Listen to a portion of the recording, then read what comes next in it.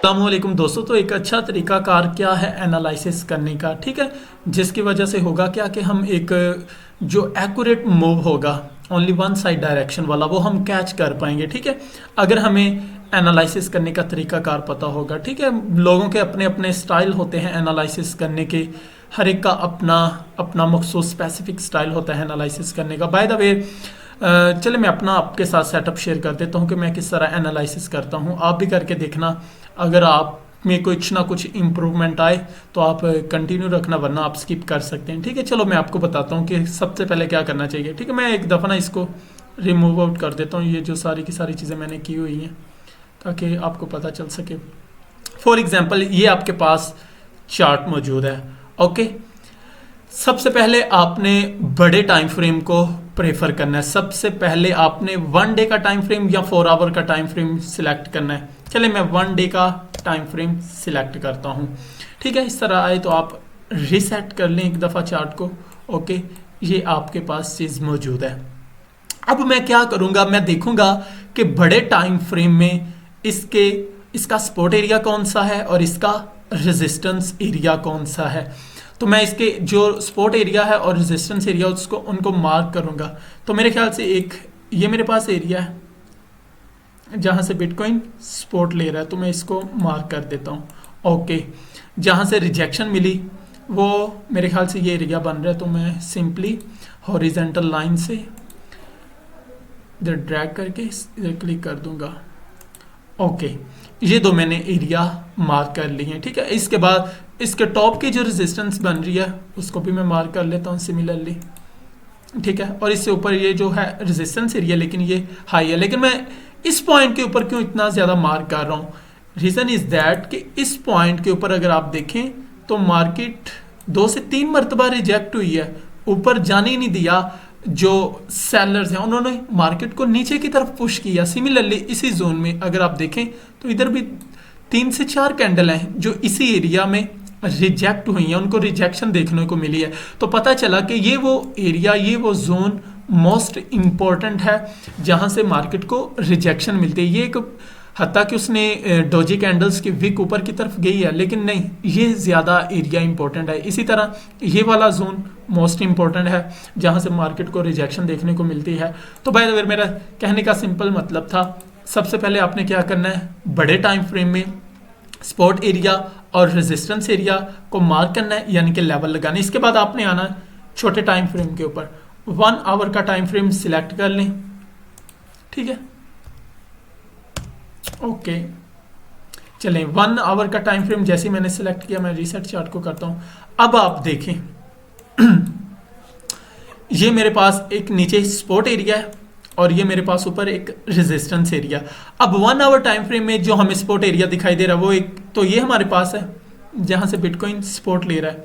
इधर मैं एक लेवल लगा देता हूं। ठीक है, और 1 आवर के टाइम फ्रेम के हिसाब से एक इधर हमारे पास इसका पैटर्न बन रहा है, जिस तरह डब्ल्यू पैटर्न बनते हैं। और मेरे ख्याल से जो 2 टाइम इधर से रिजेक्शन मिली एक छोटी सी, वो ये एरिया बन रहा है। तो इधर भी मैं एक मार्क कर दूंगा इसको। ये देखें, इधर भी बिटकॉइन ने स्पेसिफिक सपोर्ट ली और साथ ही साथ रिजेक्शन देखने को मिली। अब मार्केट में हुआ क्या, मार्केट में एक डाउनवर्ड ट्रेंड रहता है, मार्केट मसलसल नीचे की तरफ आती है। ठीक है, इस पार्टिकुलर पॉइंट के ऊपर क्या करती है, मार्केट सपोर्ट लेती है और फिर ऊपर की तरफ उछलना शुरू कर देती है। फिर इस एरिया के ऊपर रिजेक्ट होती है, फिर नीचे की तरफ मूव करती है, फिर ऊपर की तरफ उछलती है, सेम उसी एरिया में, सेम उसी जोन में रिजेक्ट होने के बाद फिर नीचे आती है। अब आप देखें बार बार इसी पॉइंट के ऊपर मार्केट सपोर्ट ले रही है। कौन सा पॉइंट, ये जो मैं अभी शो करवा रहा हूं, ये देखें, सॉरी एक सेकेंड, ये मैं ना कर लूं।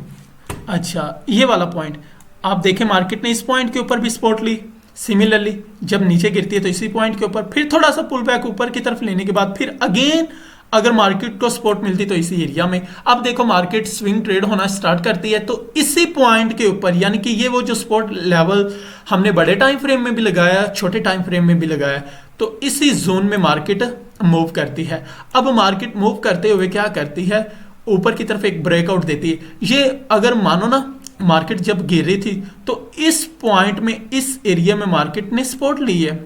मीन कि इस एरिया में हमें कंसोलिडेशन फेज दिखाई दे रहा है। तो हम सिंपली एक लाइन से लेकर सिंपली ड्रा करते हुए हम एक ड्रा कर सकते हैं। तो आप देखेंगे इस एरिया के ऊपर आपको एक रेजिस्टेंस एरिया भी दिखाई दे रहा और इसको सपोर्ट। अगर नीचे की तरफ गिर रही है मार्केट तो ये सपोर्ट एरिया के तौर पर काम कर रहा है। अब मजीद इसको ब्रेकआउट देने के बाद मार्केट नीचे ट्रेड होने के बाद ऊपर की तरफ आती तो अब ये रेजिस्टेंस एरिया के तौर पर काम कर रहा है। तो मेरे ख्याल से आपको समझ आ गई होगी। अब देखो जैसे मार्केट इस एरिया को ब्रेक करती है, ब्रेकआउट हमें देखने को मिलता है, तो आप देखेंगे कि मार्केट में कितना अच्छा खासा मूव दिखाई देता है हमें। अब देखो ये मैंने एक लगाया तो हुआ है एक रेजिस्टेंस एरिया छोटे टाइम फ्रेम के हिसाब से। मार्केट ने क्या किया, इस पॉइंट के ऊपर अगर आप देखें, जिस पॉइंट के ऊपर मेरी एंट्री थी, मार्केट ने क्या किया, ब्रेकआउट किया इसको, ठीक है। थोड़ा सा रेजिस्टेंस एरिया अगर आप इसको मार्क करें ना तो ये आपको जूम दिखाई देगा। मैं थोड़ा सा कर देता हूँ, ठीक है। ये देखें ये वाला उसी एरिया में आ रहा है, ठीक है। ब्रेकआउट मार्केट ने ऊपर की तरफ दिया, ठीक है, ओके। फिर इसके बाद क्या हुआ कि इससे प्रीवियस कैंडल के नीचे स्टॉप लॉस प्लेस करें और टेक प्रॉफिट इसका 1:2 के हिसाब से आप सेट कर दें। याद रहे कि 2-3 तरह के ब्रेकआउट होते हैं। मैंने अक्सर आपको बताया हुआ है कि मार्केट में ब्रेकआउट कैसे होता है, कौन सा एक्यूरेट है, कौन सा वैलिड मानते हैं। अब देखो एक स्ट्रॉन्ग डाउनवर्ड के बाद हमें ब्रेकआउट देखने को मिलता है तो फिर हम इसको एक्यूरेट ही मानेंगे, ठीक है। अगर मार्केट फॉर एग्जांपल कंसोलिडेट करती है लेकिन अपने मखसूस स्पेसिफिक एरिया को टेस्ट नहीं करती तो फिर हमारे पास वो इतना अच्छा एंट्री क्राइटेरिया नहीं होता। अब देखो मार्केट मुसलसल ऊपर की तरफ जा रही है $29,000 के ऊपर। जब से मैं वीडियो बना रहा हूँ तकरीबन $28,800 के ऊपर थी। मेरे वीडियो बनाने के दौरान ही $200 $300 के अबव ऊपर जा रही है, ओके। अब देखो नेक्स्ट एरिया कौन सा बन रहा है। अब अगर आप देखें तो जहां नेक्स्ट मार्केट रिजेक्ट होगी वो हमारे पास ये एरिया है। आप देखेंगे इस पॉइंट के ऊपर मार्केट को सपोर्ट भी मिली हुई है, मार्केट रेजिस्टेंस के तौर पर भी काम कर रही है। अब देखो इस पॉइंट के ऊपर, पार्टिकुलर पॉइंट के ऊपर मार्केट ने सपोर्ट ली है, मार्केट ऊपर की तरफ उछलती है तो अब ये रेजिस्टेंस एरिया बन चुका है। मार्केट अगेन नीचे की तरफ गिनती है तो ये सपोर्ट एरिया, सपोर्ट लेवल को जैसे ही ब्रेक करती है तो हमें नीचे डाउनवर्ड काफी अच्छा मूव देखने को मिलता है, ओके। तो प्रीवियस भी इधर मार्केट रिजेक्ट हुई है तो पॉसिबिलिटी है कि अब ये जो वाली कैंडल है इस एरिया से उसको रिजेक्शन मिलेगी, ठीक है। रिजेक्ट होने के बाद अगर फिर मार्केट में बुलिश मूव रहा तो फिर ऊपर की तरफ ही जाएगी। यानी कि अब इधर से रिजेक्ट होने के बाद डायरेक्ट सीधा नीचे नहीं, इधर से रिजेक्शन देखने को मिलेगी। रिजेक्ट होने के बाद अगेन अगर बायर्स की कमोडिटी रहती तो वो फिर ऊपर की तरफ लेके चले जाएंगे, अगर ना हुई तो फिर वो नीचे की तरफ लेके आ सकते हैं। ये डिपेंड करता है वॉल्यूम्स के ऊपर। अब देखो सिमिलरली मैंने इस पॉइंट की बात कर रहा था, अब इसी पॉइंट के ऊपर देखें मार्केट इस रेजिस्टेंस एरिया से रिजेक्ट होती है तो इस पार्टिकुलर पॉइंट के ऊपर आकर वो सपोर्ट लेती है। सपोर्ट लेने के बाद मार्केट ऊपर की तरफ उछल जाती है, ठीक है। अब इस पॉइंट की निस्बत ये सपोर्ट के तौर पर काम कर रहा है, लेकिन इस पॉइंट की निस्बत ये रेजिस्टेंस एरिया के तौर पर काम कर रहा है और इसी पॉइंट की निस्बत ये भी वो एरिया, ये भी वो जोन रेजिस्टेंस एरिया के तौर पर काम कर रहा है।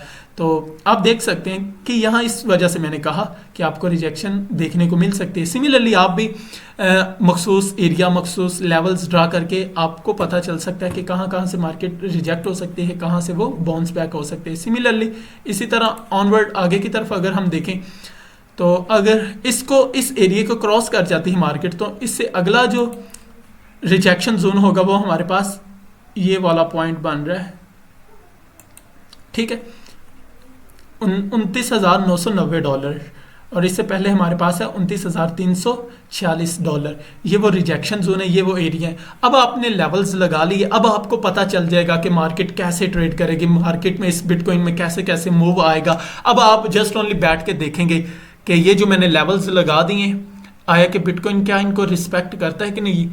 याद रहे कि मार्केट हमेशा, चाहे वो स्टॉक मार्केट हो, क्रिप्टो मार्केट हो, फॉरेक्स हो, बिटकॉइन की बात करें, किसी भी दुनिया में कॉइन की बात करें, वो हमेशा अपने सपोर्ट और रेजिस्टेंस एरिया को रिस्पेक्ट देते हैं। डिमांड और सप्लाई जोन को हमेशा रिस्पेक्ट मिलती है। जितने भी बैंक, इंस्टीट्यूट, अदारे जितने भी होते हैं ये क्या काम कर रहे हैं, इनका कंसेप्ट क्या होता है, बाय और सेल करने का। सिमिलरली अगर आप देखें तो आपको पता चलेगा कि जो भी डिमांड एरिया होता है वहाँ से ये लोग बाय करते हैं और जो भी सप्लाई जोन होता है वहाँ से ये सेल करते हैं। अभी भी अगर हम देखें ना तो हमें बायर्स की पावर में जान दिखाई दे रही है, ठीक है। ये वाला एरिया भी ब्रेक हो चुका है, जो जिस पॉइंट के ऊपर बिटकॉइन ने सपोर्ट ली हुई थी, तो उस एरिया को ब्रेक करने के बाद उससे अगली कैंडल मजीद बुलिश मूव दिखाई दे रही है, ठीक है। इससे ऑनवर्ड अगर हम बात करें तो अगर मार्केट इस जोन से रिजेक्ट होती है और तकरीबन कह लो कि 3 से 4 घंटे तक इधर ट्रेड करती है, तो फिर हम शॉर्ट की एंट्री बनाएंगे, ठीक है। वो भी वॉल्यूम और न्यूज़ को देखते हुए। ये ना हो कि आप अब कहें कि मार्केट काफ़ी ऊपर आ चुकी है तो हम अब ट्रेड कर सकते हैं। इसी तरह अगर आप देखना चाहते हैं तो इससे भी लोअर टाइम फ्रेम के ऊपर चले